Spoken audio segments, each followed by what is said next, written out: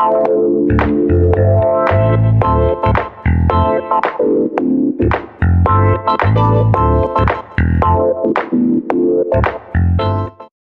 banks continue to dominate the landscape for traders, and to find out what that means for equities, I've been speaking with Mark Priest from ETX Capital. Looking at the various equity markets at the moment, there's lots of volatility out there. Doesn't it take a brave trader to be trading in the short term at the moment? It does, yes. We've seen, because of the stories of the Fed possibly winding down the QE, of Japan also sitting on the sidelines at the last meeting earlier on today. We have seen a lot of market volatility. We've seen sort of one directional for most of the year, so it's for some people it's quite welcome, and actually people do like trading the volatility. So I don't think a lot of people will be sort of put off by it. It does open up a lot of opportunities to make a bit of money in these sort of flighty markets. Yeah, I'm wondering what is really driving the sentiment in the markets, because there seems to be very little actual news, just a lot of speculation. Do you think it's just looking out for those key messages from central banks? I think it is. It's the fear that QE is going to sort of start winding up earlier than people have been told or have come to expect, which was sort of 2014 seemed to be the time that everybody thought it would wind up. But as it is, it seems to be brought forward now. Ironically, it's because the economies are getting better that they're talking of winding it up. So actually, it's the news out there is good news, but people are just a little bit frightened of the QE sort of coming in, of ending perhaps a little bit too early. The last time I was here, we were talking about the FTSE and how we're looking at those dot-com highs potentially reaching there. So now we've moved right in the other direction. Where do you think we are? Are we in the middle of a correction, or we go sideways from here? I think we're going to see a lot of volatility. I think we're coming into the summer months. I think liquidity will probably ease up a little bit, and that'll make for a more volatile environment. But I mean, I think the fundamentals are still there. I think whether we see the new highs is another question. But I think there's still more upside to come from these markets. Yes. So basically, you're saying it is essentially a positive story that we're seeing at the moment. Yeah, I think it is. I mean, it's the only reason why they'll be talking of winding up QE is if the economies are getting more stable and things are getting back on an even keel, and that seems to be what's happening. It's just people, the sudden shift in policy is what is scaring the markets, because obviously the growth in the economies need to be sustained, and I think that's the fear that people have. We're not quite finished there. As always, we get a double hit of interviews when we visit ETX Capital.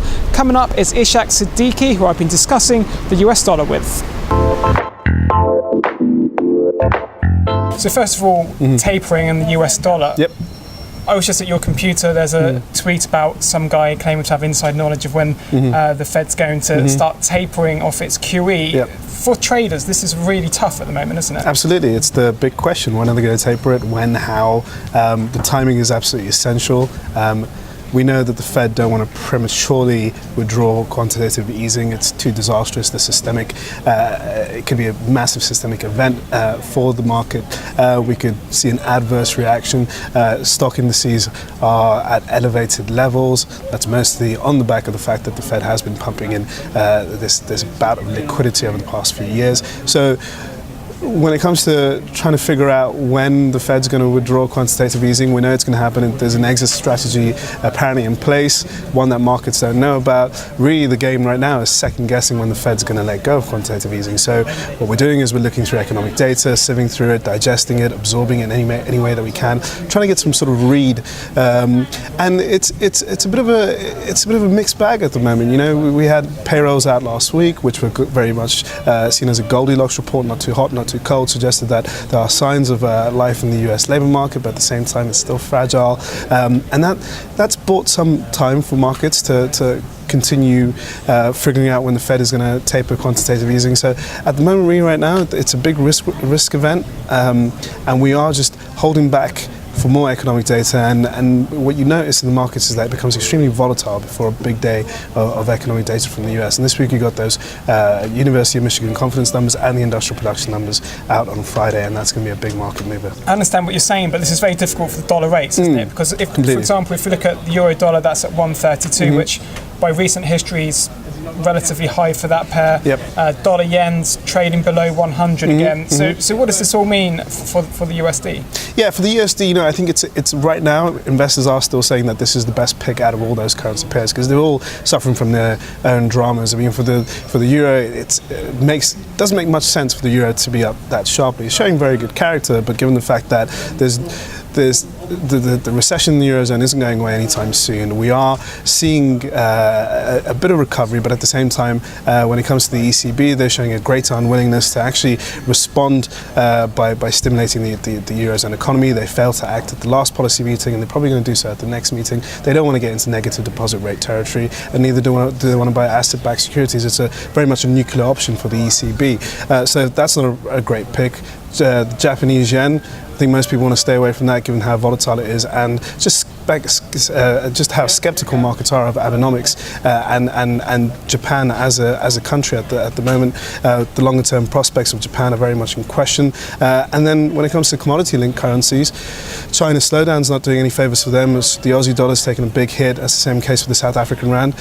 So with the US dollar, it's a question of, okay, fair enough, we are worried about when the Fed's going to taper, but that's dollar positive, and at the same time, if we see a US recovery, that's dollar positive. So it's benefiting on two of those ideas that there's no real significant downside for the US dollar through the course of the year.